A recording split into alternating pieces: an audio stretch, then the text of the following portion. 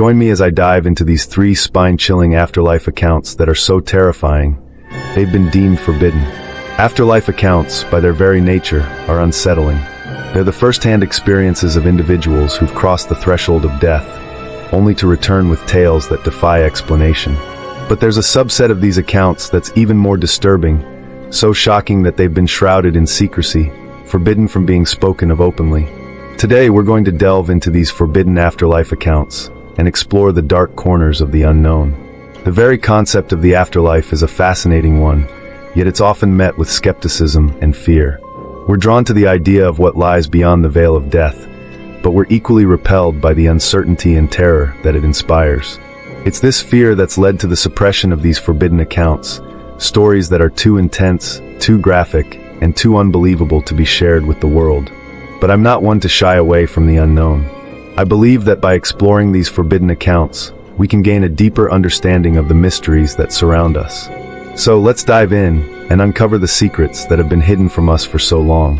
The forbidden nature of these accounts only adds to their allure, don't you think? It's as if we're being dared to confront the darkness, to stare into the abyss and see what stares back at us. So buckle up, because what you're about to hear is not for the faint of heart. Our societal taboo surrounding afterlife accounts is rooted in fear of the unknown, fear of what lies beyond the grave. We've been conditioned to believe that death is the end, that there's nothing more to life than the physical realm. But what if that's not the case? What if there's more to our existence than we're led to believe? This fear is perpetuated by the media, which often portrays the afterlife as a place of darkness and terror. We're shown images of hellfire and brimstone, of ghostly apparitions and demonic possessions. It's no wonder that we're hesitant to discuss the afterlife openly, to explore the possibilities that lie beyond the grave. But there are those who have dared to venture into the unknown, who've crossed the threshold of death and returned with tales that defy explanation. These individuals are often met with skepticism and ridicule, their stories dismissed as mere fantasy or fabrication. However, I believe that these accounts hold a grain of truth, a glimpse into the mysteries that surround us. By exploring these stories, we can gain a deeper understanding of the human experience, of what it means to be alive. The stigma surrounding afterlife accounts is slowly beginning to fade, as more and more people come forward with their own experiences. It's a brave new world, one in which we're no longer bound by the shackles of fear and superstition. But even as we move forward, there are still those who are hesitant to discuss the afterlife openly. They're afraid of being ridiculed, of being ostracized by society. It's a fear that's deeply ingrained, one that's been passed down through generations. However, I believe that it's time for us to confront this fear, to stare it in the face and say, enough is enough. It's time for us to explore the unknown, to delve into the mysteries that surround us. The forbidden accounts that we're about to explore are not for the faint of heart. They're graphic, they're intense, and they're deeply unsettling. But it's only by confronting this darkness that we can gain a deeper understanding of the human experience. So let's dive in, shall we? Let's explore the forbidden accounts that have been hidden from us for so long.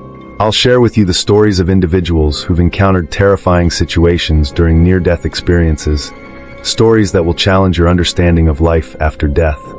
1. The Sentient Darkness, Sarah Matthews' Descent. Sarah Elizabeth Matthews had always been rational.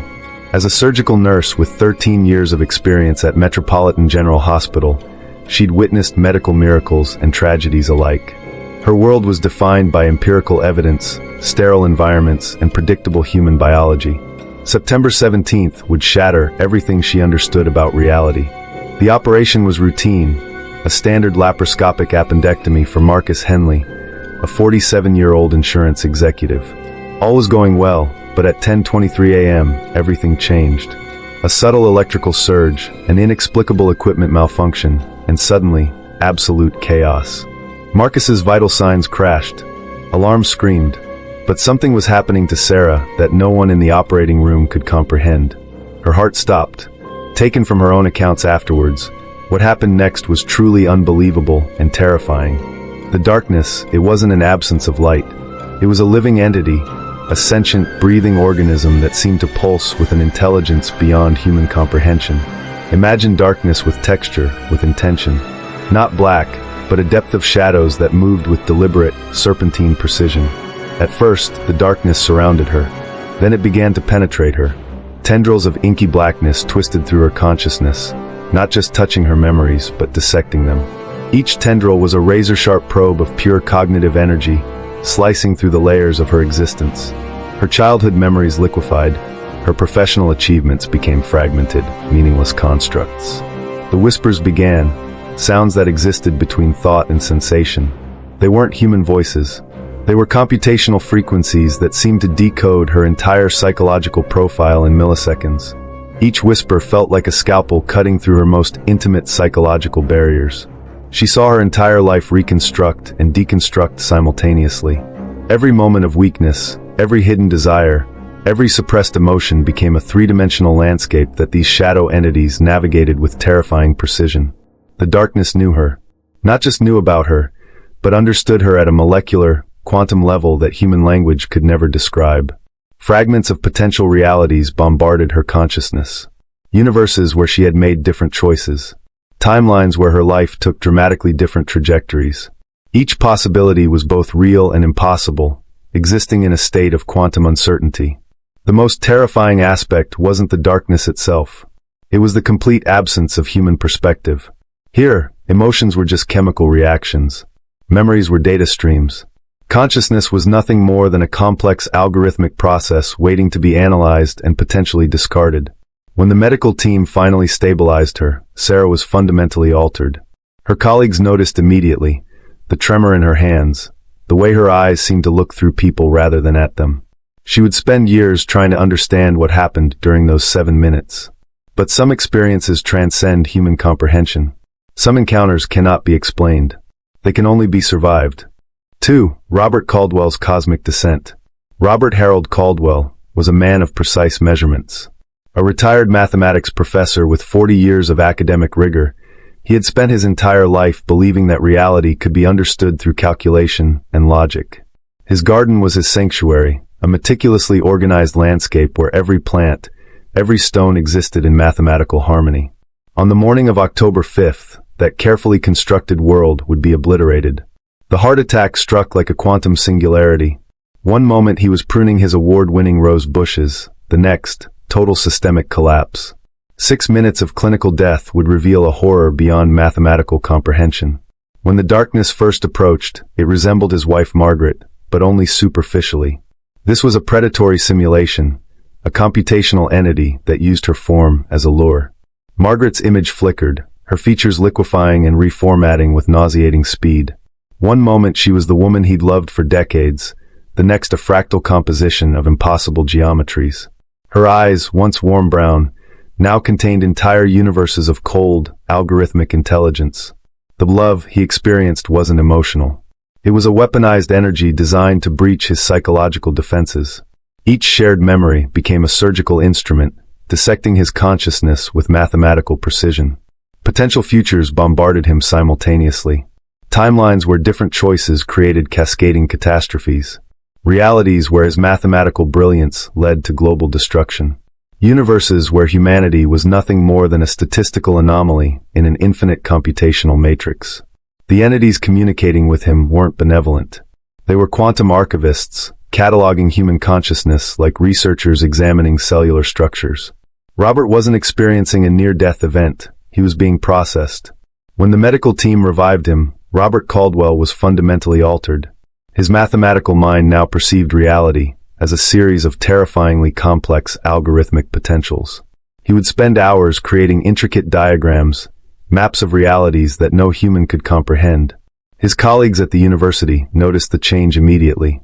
The precise mathematician had become something else, a vessel of knowledge that existed between comprehension and madness. 3. Tommy Wilson's fragmented reality. Tommy Wilson's encounter with death transcended ordinary human experience. At 9 years old, a catastrophic car accident became his gateway to realities beyond comprehension. The moment of impact was instantaneous.